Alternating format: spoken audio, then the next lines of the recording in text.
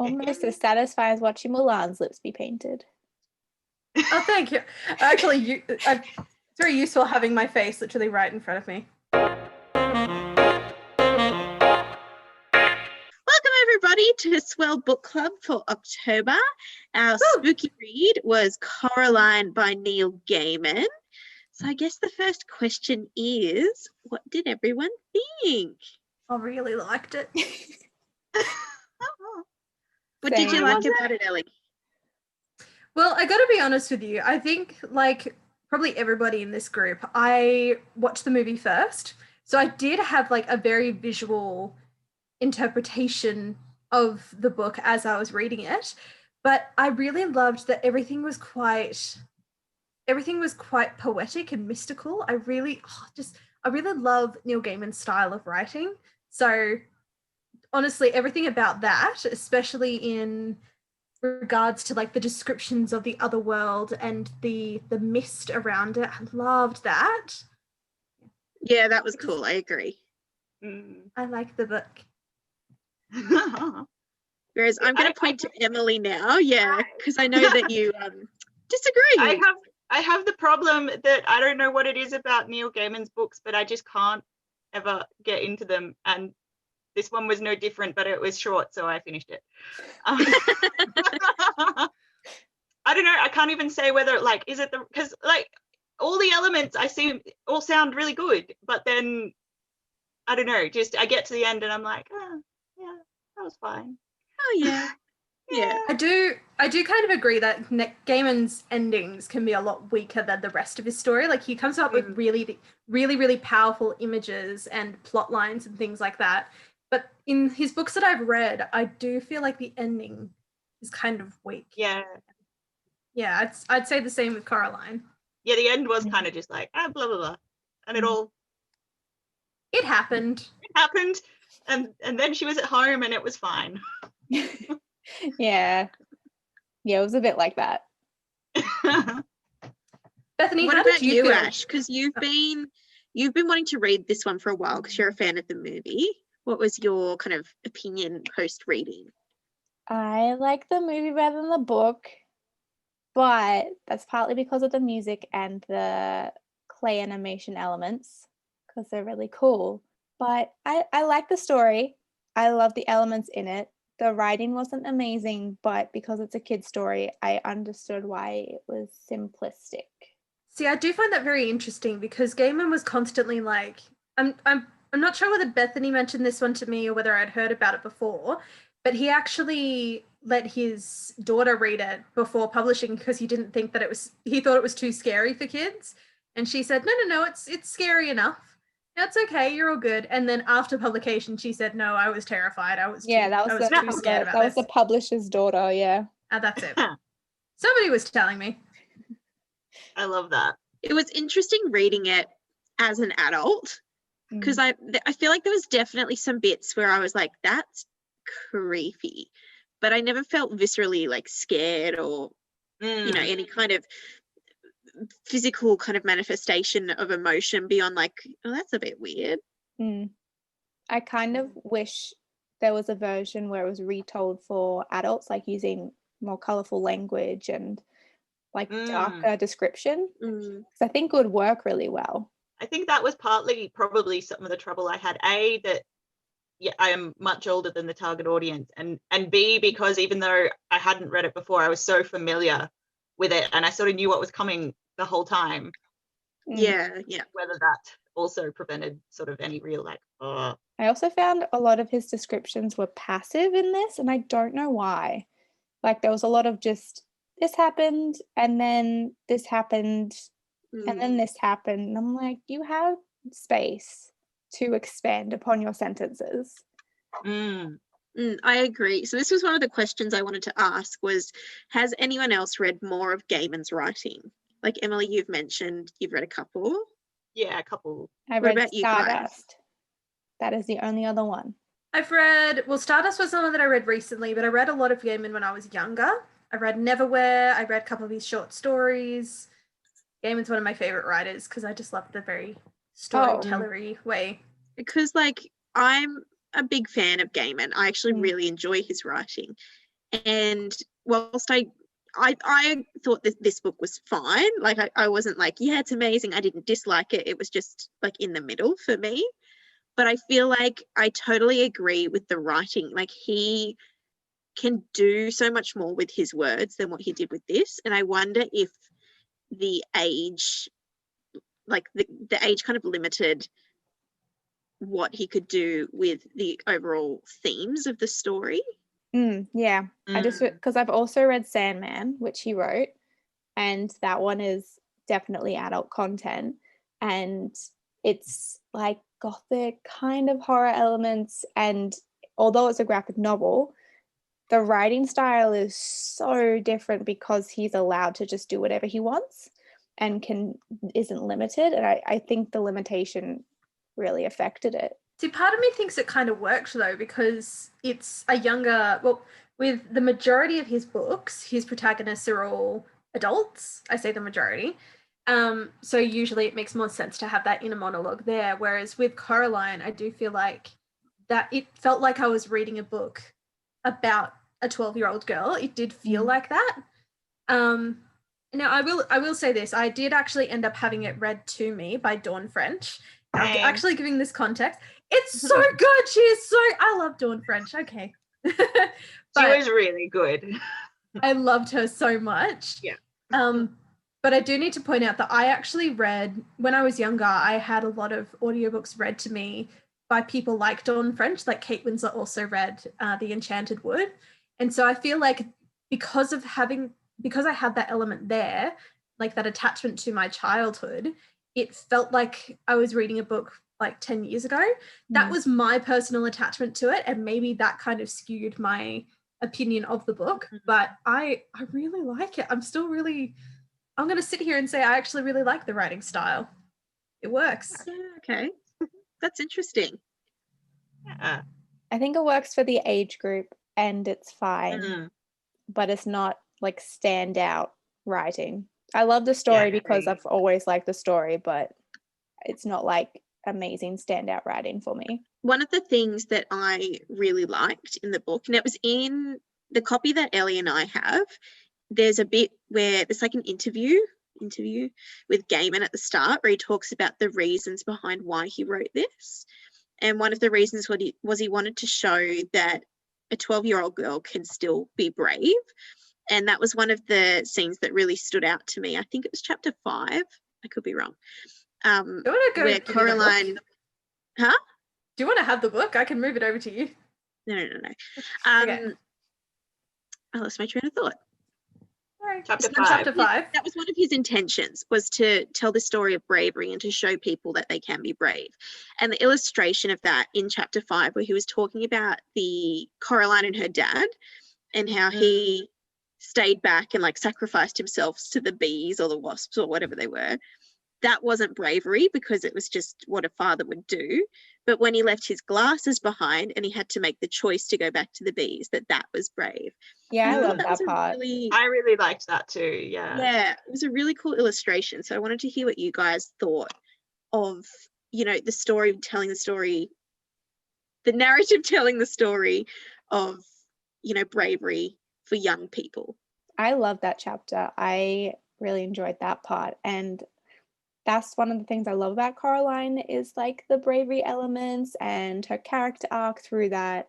And I think the book did well on that. I think chapter 5 was the one that stood out to me the most because of the writing, but there wasn't another point that I can specifically pinpoint to say that stood out to me about it. But yeah, that chapter, and when she's facing the other mother and like throws the cat at her face was amazing.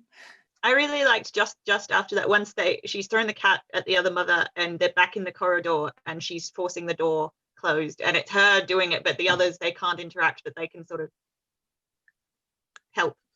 Energy. Yeah. I liked that too. It's interesting because part of me also viewed that the conversation with the wasps, I also really liked viewing it as the fact that her parents haven't really shown her that much attention, and she's always feeling like she's being pushed aside with them. But up until that chapter, she's like, no, my dad actually really does love me. He'd sacrifice himself for me. And having that sort of relationship solidified, I think was very important as well. Yeah, I agree. And I think because there was obvious comparisons for me between reading it and watching it, because I watched it first. And I just don't like Coraline in the movie. I don't like her. She's really, really annoying. And I don't know. I just don't like her. But in the book, having those moments where she's like, oh, it's not all about me, the only child of, these two parents. Like having those moments of like, oh, okay, family is a thing. Yeah. I actually liked that because I found her very selfish in the movie. Yeah, those were needed aspects. I also think the voice, the like Elle Fanning voicing her, just probably added to it, because like that was her role as an actress in every movie as a child. It's true. It's true. I remember I have a really vivid memory. I think it's when she first goes down the corridor and the first time the other mother turns around and you see the button eyes. I remember that really distinctly, and I can't really remember much more of it. It's been a while. We should watch it again as sort of like a movie night. That'd be cool. We should do that. So one of the things that we wanted to talk about is, I should have looked it up. I'm really ill prepared. But where the cat talks about he can get, to and from the other place because there are multiple doorways. And I was curious as to what people thought the other doorways might be, because cats are slinky, sly creatures. Look, I've watched many videos on this. I went down a rabbit hole after watching the movie for the first time.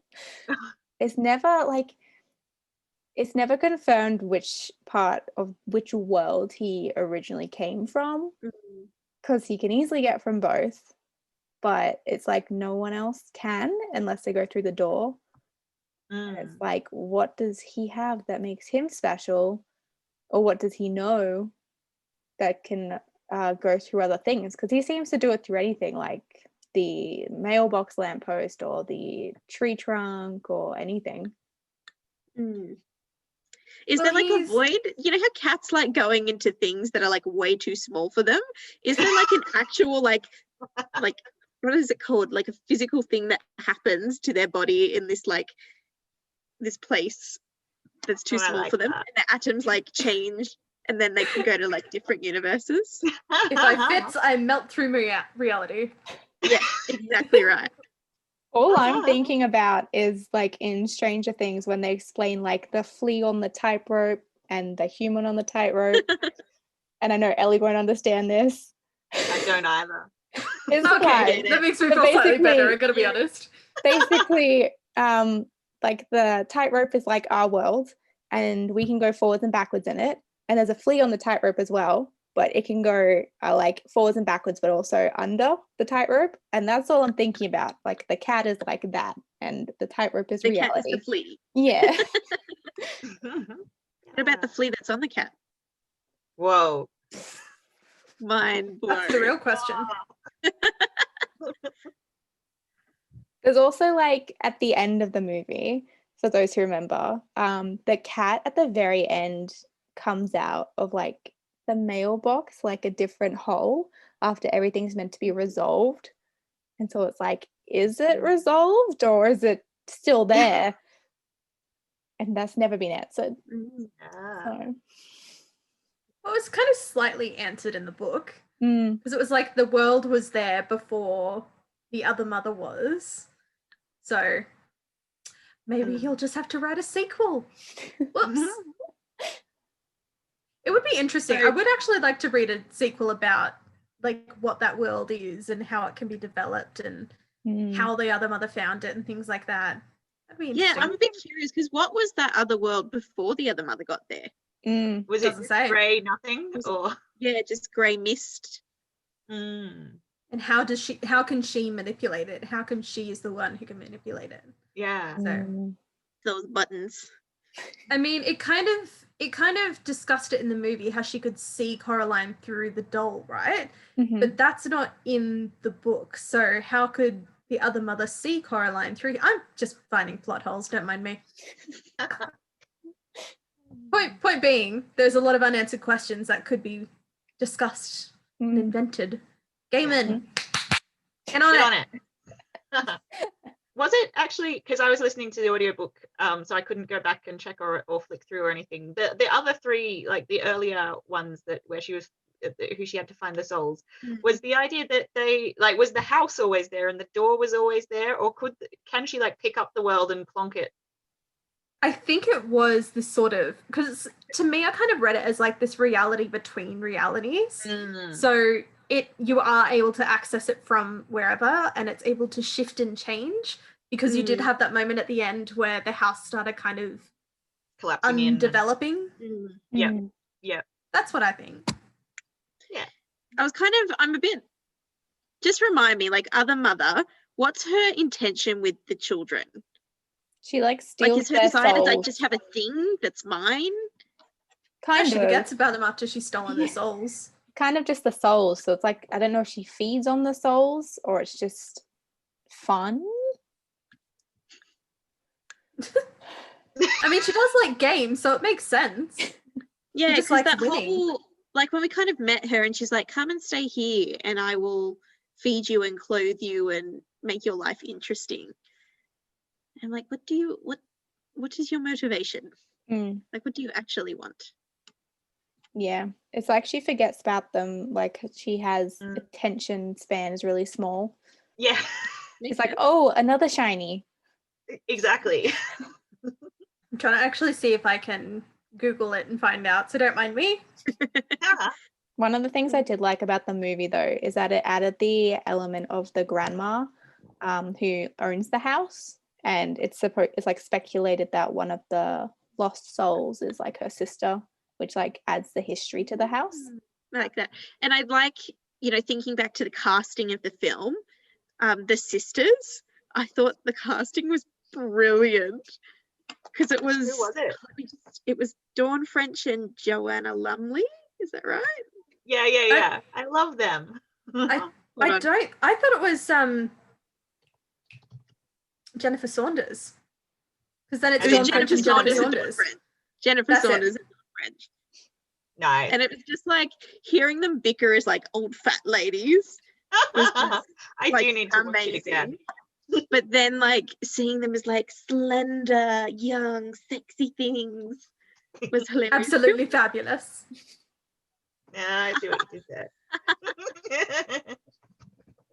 But yeah, like, for all the things that I did not necessarily like about the movie, that was one thing I was like, you got it spot on. It's in the book. That's because that one, you want to be them when you're older. You want to be surrounded by Scottish Terriers and be like an old actress. Right? Yeah. That's the dream. Yeah. And I'll tell all your fortunes in tea leaves. Right? You would. How you going there, Elly? Did you find your answer? Oh no, it didn't tell me anything, sorry. That's all right. It basically was just saying like, these are her powers, this is what she looks like, and I'm like, that's great. Why is she doing this? So interestingly enough, maybe I'll send it to the group chat, but there is some like folklore about the beldam. Is that how you say it? Yeah. Like she actually had another name, so there's some actual folklore about it, which is quite interesting. Okay. And Ooh, of that's course, really cool. it's like in fairy folklore, because anything about Neil Gaiman. Seriously. Yep. That's cool. We'll have to definitely look that up. I'll also send like one or two of the theory videos to the Facebook group in case anyone is also wanting to go down a rabbit hole. Sure, why not? Well, you know your audience, don't you? Come join me. So did anyone else have any questions or comments that they wanted to kind of expound upon while they're here? I think overall I like the book, but I'm not sure how much of that is because of the movie, because like we all said, it had such a strong visual element that I don't know how I would have reacted without it, because it was so prevalent in my mind when I was reading it. I will say though, the artwork throughout the book that we have, this copy, is amazing. And just every chapter, the other mother got worse and worse. I'll show Emily some artworks because she had the audiobook. And hang on, there's a really cool one of the other mother right at the very end. Where is it? This one. That one as well. Oh wow. One of the things that the movie did really well, particularly with Other Mother, was really having that transformation and having that kind of spider visual metaphor come through. Like it was a lot more of a progression between her kind of like being a sweet, she's just my mum, but nicer. And then being like, no, she's not gonna murder you. We got problems. So that was one thing I thought was really cool. But I guess that's the thing that animation brings to, you know, where words are kind of, you're stuck with the descriptions, and especially being, you know, that middle grade children's fiction, you don't want to expound upon, you know, masses of descriptive language and description for ages, because kids don't have that kind of attention span. That's exactly right. But in the animation, you have color, you have lighting, you have music, you have ambience, all this kind of stuff that adds. And it really made a difference to the other world in particular, the kind of whimsical nature of it at first. I gotta say, I also really liked the added chapter that she dreams about, which sends off the children that she finds. Yeah. That was really cute. And it was just like some closure for them that I feel like they needed. And also in the picture, one of them I think is meant to be an angel, but she's definitely just a fairy. Oh, yeah. Yeah, I did think that was at this point, I really shouldn't be questioning Neil Gaiman at this point, like seriously. But it's like, where did that girl have wings? Why was she flying? Was it just because she was in a dream? You don't know. Yeah, I think they're going to have to do more research into this Beldam folklore. Yeah. Because I'm really interested to see how the Fae aspect of that played into her character in particular. She seems, because she was the first one, right? Yeah. Yeah. So now I'm really curious. It's all right. I'll send that link to you guys. Maybe I'll put it in the comments of the, like, where the announcement video where we're saying this, where we found the link. I'll put it in the comments there. I'm great with my words. Well done. Did you have, like, particularly Em, because you know, coming from someone who is an adult and who didn't necessarily enjoy it as much, did you have anything else you wanted to kind of bring up? Oh gosh, I mean, I think we've pretty much covered. I will say I really liked the cat, just because I think he because he was just like, oh, you're so annoying, and I was like, oh, that's a cat. Yeah. The cat was like the perfect personification description. Yeah. You know what I mean? Yep. He was great. And I liked that, I brought it up in the video I posted, but like one of the first descriptors of how he said something was catally. Yes. Like, oh, wow. But it's kind of accurate as well, because he says catally and I'm like, yeah, I know what you mean. Yep, exactly. I kept it, you know how I kept it describing as like his tail was shaped like a question mark. I kept in my head, it was literally like I was trying to put the dots at the bottom and I was like, this doesn't work. We will post, Elly and I have been watching Scooby-Doo. Okay, thank goodness, because I wasn't going to say it. There's a moment where Scooby's tail turns into a question mark, I will send that to you. Nice. Amazing. I'm so glad that you thought that, because I had a moment where it was just like, that's not relevant. People don't need to know this. And then you said it, so I was like, oh, yeah, that. Scooby-Doo is always relevant. Absolutely. Awesome. Well, I have one last question, if no one else has any other things they'd like to contribute. Okay, so at the end of the book, what do you think happens to the other mother? I'm not saying anything yet. Ashley's been through too many rabbit holes. I don't think she's dead. Like, I don't think she's dead. No, she's not. No. And we saw her hand, like, the hand is at the bottom of this well. I feel like there's much more going on. you know, Neil Gaiman, write the sequel. Or prequel. Give us history. I Yeah, don't think that too. Coraline's story is over yet. I think Other Mother's got a vendetta and she's coming back. Mm. Okay, but I can just imagine like Coraline as an adult, this badass, got a gun sort of thing. Hot Fuzz, but like the Hot Fuzz 2 guns. I'd read that. Okay, but I don't think she's dead either. But the thing is, I'm trying to like picture how long could a hand actually survive at the bottom of a well? Like, would it try to climb out? I mean, it would take a long time, but would it eventually claw itself out? I don't think we can apply like human laws to a hand that is sentient. Fair point. But like, what if it's like a starfish and it just grows like a new person?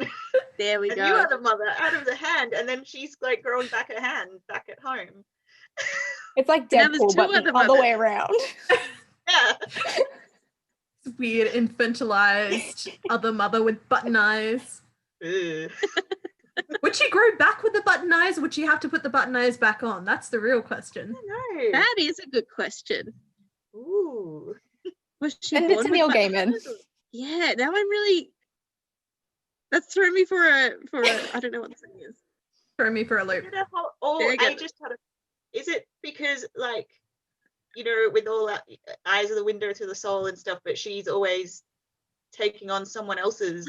Because she takes their soul. Yeah, but That like you makes can't get sense. into that. Like that's the one thing she can't like replicate the same way Ah. for herself. Anyway, but then she's like, yeah. Well, what was the protection that the cat was talking about? When when you go into the other world, and he was like, "Well, it's a good thing you brought protection," and she's like, "What protection? Was it the rock they were talking The about?" rock? I assumed it was The Rock. Mm. Because Because I I think thought- from the sisters, right? Mhm. Yeah. Well, I just thought of the rock as kind of like this catalyst almost. So that's just how you can see. Whereas, like, I don't know. But I I don't know. think The Rock has double meaning if you think real hard about it, because it helps her see clearly because she has eyes that aren't buttons, but she also has The Rock, which makes her see an extra layer of clear vision, and the other mother doesn't want her to. I just remembered there was another thing I really liked with the mirror when she had the rock and was searching for the souls. And I liked that, like, in the reflection, she could see kind of where the souls vaguely were. I thought that was really cool. I enjoyed that. Yeah. Imagining that in my head and what that looked like. Any other theories? Mostly I've just put forward questions and have you guys kind of like run with it. Hey, that's all what That's discussion okay. is. It's true. I know there was one video that I watched where they were talking about the well itself and how it seemed older than the house. And so it could be the original door to the other world. And then the other door got put in place. So she could have just gone back home. That is a theory. That's kind of cool. Again. Good one. Could also be made out of the same bricks that were blocking the door before. Beautiful. Well, I think we're all done for the Coraline Book Club today. I hope you enjoyed getting a little bit spooky with Swell throughout the month of October. And I'm going to pass over to Ashley. Yeah. So thank you to Emily for joining us again. Anyone joining us on YouTube or Facebook, please give us a like and subscribe and comment down below your thoughts if you prefer the movie or the book, any theories you have, any other rabbit holes I should go down. Let me know. If you want to keep up to date with any of our book club stuff, join us on our Facebook page. But for our November read, we have a very exciting book. It's The Left-Handed Booksellers of London by Garth Hugged Nick. it. Yeah. Very I love excited that about reaction. Bought it. Very You excited. did? I impulse bought it the other day. Yeah. Hey, Yeah. that's awesome. You have a sixth Yeah. sense. But I think It was- Elly, it was this your meant to suggestion? be. I think this was kind of one of those suggestions that we all knew, but I It was my said that suggestion. Don't take credit. Sorry. It was my suggestion. there were like a whole heap of suggestions that we were throwing forward, and I just said I know for a fact that we've got this one at Bookface, so I suggested. I'm biased because I'm left-handed, so I said yes. Oh, fair enough. Yeah. there's a lot of things about this book that Ashley really, really wants. Left-handed, bookstores, secret societies, Right? Murder. Like murder. everything you could ask for. Just ticking Have you all ever my read a boxes. Garth Nix before, Em? Sorry. Have you ever read Garth Nix before? I've read Frog Kisser, and that might be about it. I haven't read any like Eberhausen or like any of his older stuff. Yeah, I this do will have be my Angel first Mage, Garth Nix. but I haven't read Angel Mage either. I bought that when it came out last. I went to his book launch last year, and so I've got it Oh, signed wow. and stuff. And I still haven't read it either. Is there anything based on your one read that you've done before? Is Yeah. there anything you can share with us to expect from a Ooh. I think it was kind of like, because it was kind of a quirky, subversive Frog Prince kind of retelling thing. So I think the lore it'll be quite clever and very well thought out. And Cool.